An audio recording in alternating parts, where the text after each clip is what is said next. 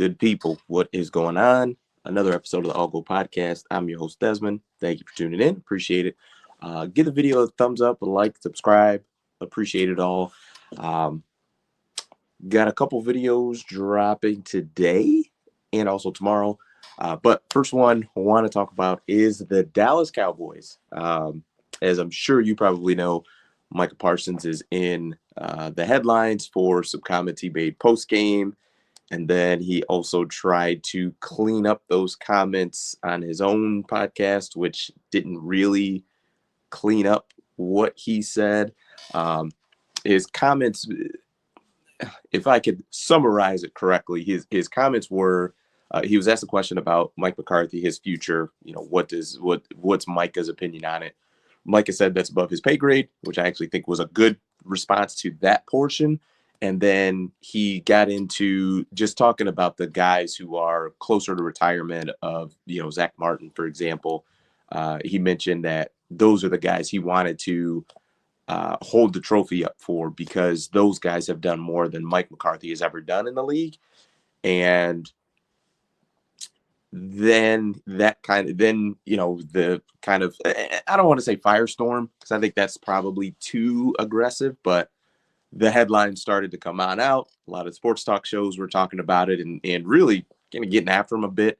And I think Micah's intentions were, he was saying that coaches can coach for a very long time. Like Mike McCarthy, I don't even know if he's 50 yet, 40, 50 years old, let's say. He could easily coach another 10 to 15 years, whereas Zach Martin, for example, and D-Law, those guys are 3 years max. I think Zach Martin's probably shorter than that as far as how long he's got to play. So I think what Micah was getting at was coaches can do this forever. Players have a very finite amount of time to play. And I do agree with that, but he didn't communicate that very well. And then he went on his podcast and said he never said anything about Mike McCarthy's future or he said he didn't intend to say that. It's just something else as far as the Dallas Cowboys go. It concerns me that players just, to me, the media thing isn't all that difficult. Like, it's just pretty easy. Like, just go with the canned answers. I know it's boring and maybe, Mike is just a guy who just really wants to have an opinion about things. Obviously he's got a podcast. So yes, that is part of it, but it just, like, he creates so many self-inflicted headlines that I'm sure he doesn't want to, he doesn't want to generate those things. And I just don't think it's that difficult. And he kind of put his foot in his mouth, and then he goes on the podcast and, tried to basically say that he didn't intend to do, and I do think his intentions were good. It just came out wrong. And then he kind of puts it, that it's the media somehow doing this. And it's like, no, man, they were just playing the clip of your interview. I don't really care what the question that was asked. You answered it in a way that could be misconstrued. And I think, I just don't think he was very clear with his answer on what he meant. And when you're not clear about that, then you leave it up to interpretation for people to, take it a different way. I don't think he was taken out of context. I just think he just didn't communicate it very well. But that's just what the Dallas Cowboys do. They enjoy chaos. Jerry Jones is top of that list. And it's so funny because you hear a lot of times that Jerry Jones is, not doing a good job and so on and so forth. I actually think he does a great job. I don't agree with how he does it, but he actually does a great job because as an owner, and not so much as a GM, but as an owner, it's your job. Marketing is your job. It's your job to market your franchise, to get more eyeballs, to get more attention, to get more headlines, because those are things that, in general, if I am just a, someone coming up, I'm just starting to get into the NFL and, like it, I don't even know a team that I like, right? If I'm just a call it a casual fan or a new fan to the NFL, I think it's kind of natural to gravitate towards a team that you hear about that's talked about a lot. And the Dallas Cowboys are talked about every single sports talk show that you hear about, whether the Cowboys are having a really good year, whether they're having a bad year, it really doesn't matter. They're always in the headlines. And part of that is Jerry Jones. They're the most valuable franchise in, I believe it's all of professional sports, but I know for the NFL, for sure, they are the most valuable franchise. And he, in that regard, he does his job. It's unorthodox. Like I said, I don't agree with it. I think it's just, I think football is one of those just kind of delicate sports where you don't want to create any more distractions, any more, bulletin board material for your opponents. That's just what you want to avoid so much, because you just never know what the tipping point is as far as the motivation for the other team to come out and try to kick your butt. Everybody's playing hard. Everyone's trying to win. I understand that, but at the end of the day, it is human nature. Sometimes a guy, an opponent, the week leading up to the game can say something that can really tick you off, where it puts you to a different level. And you see, like, for example, Bill Belichick. He may be a bad example, but I'm just using him because he was notorious for never giving the other team bulletin board material. He was always, no matter who they played. I mean, the Jets were year in and year out pretty darn bad in his Patriots tenure. They had a couple years with the Mark Sanchez led teams and Rex Ryan, but in general, they were always bad. And no matter what, Bill Belichick always was extremely complimentary of them. Talked about they had, players that they had to really focus on, and that how they did things really well. And, even if they had a poor record, it just, hey, they just had a couple things not go their way, really good team, so on and so forth.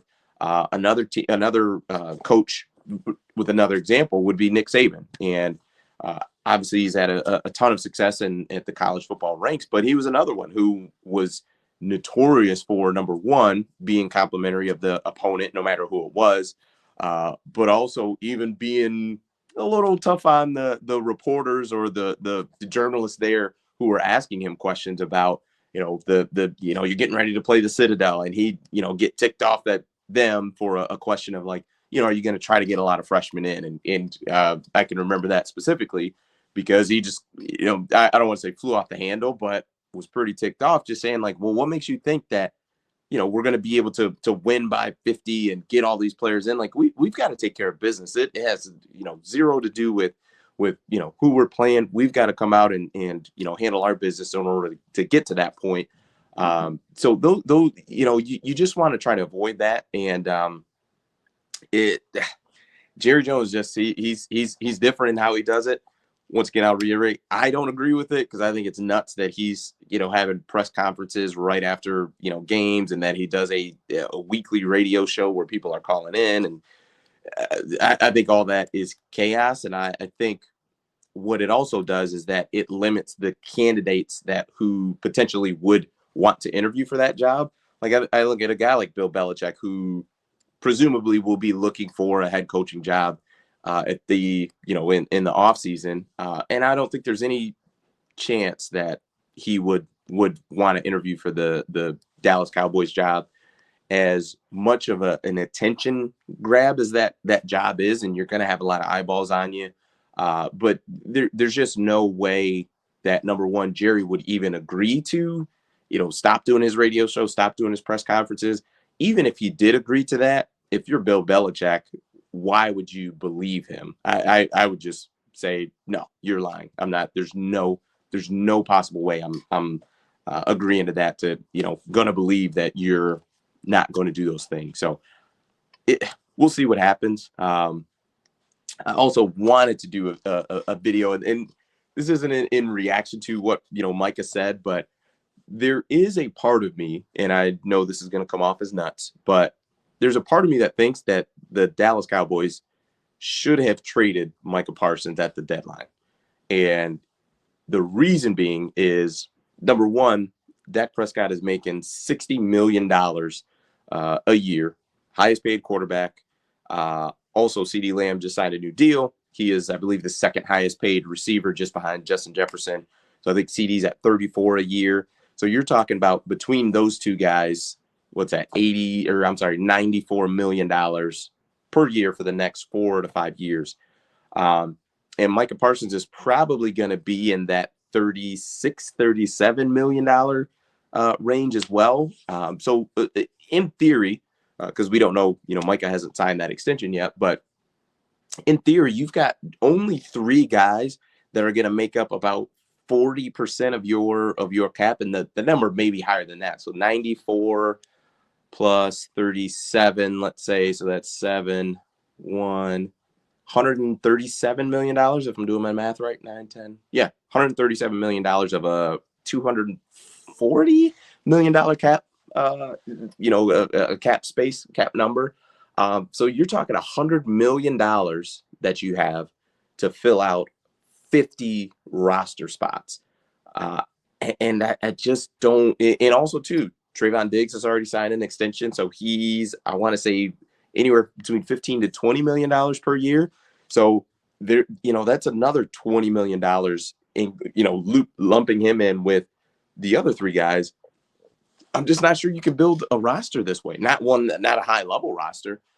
You can have a couple guys who are, making a lot of money. I know, like for the Eagles, Devontae Smith's making, I want to say, $25 million. I think AJ Brown's in that range, and Jalen Hurts is, $55-ish million. But you've got to have some young, cheap guys on the roster in order to fill this out. And I think you probably could have gotten 3 number 1 picks and some for Micah Parsons. I mean, the Dallas Cowboys, which granted, hindsight, you didn't know Dak was going to get hurt. And so, your draft pick is going to be much higher than you thought it would be. But to have 3 years in a row of 2 first-round draft picks, that is that's massive. You look at, a team like the Detroit Lions. I mean, we had, was that 2 years of first-round picks, 2 or 3 years with the Jared Goff, Matthew Stafford trade? I mean, there were multiple number 1 picks in that trade, and you look at the Lions now of what they were able to build from having those extra picks. So it sounds crazy, but I just think the Cowboys really need an infusion of talented players that are young, that are on really cheap deals, and I don't think that it's just going to work moving forward with CD, Micah, and Dak taking up 190, 98, $95 million of the cap. So who knows? And also too, I think with Micah, because this is his 4th year, if I'm not mistaken. So the team who's trading for him would have had a portion of his 4th year, also his 5th year option, which in general you typically would activate, and then from there that in theory $37 million contract would kick in. So you'd have a year and a half of really, really cheap labor from Micah Parsons, which would drive up his price, because it'd be different if he was on the last, he's on his 5th year deal, or he's franchise tagged, right, where it's like we're just getting a 9 game rental and then we have to pay him. You actually are going to get a year and a half of cheap labor, plus then now you can kind of go ahead and extend that contract. So I think that would have driven the price up. That is it for me. Please like and subscribe. Greatly appreciate it. Peace.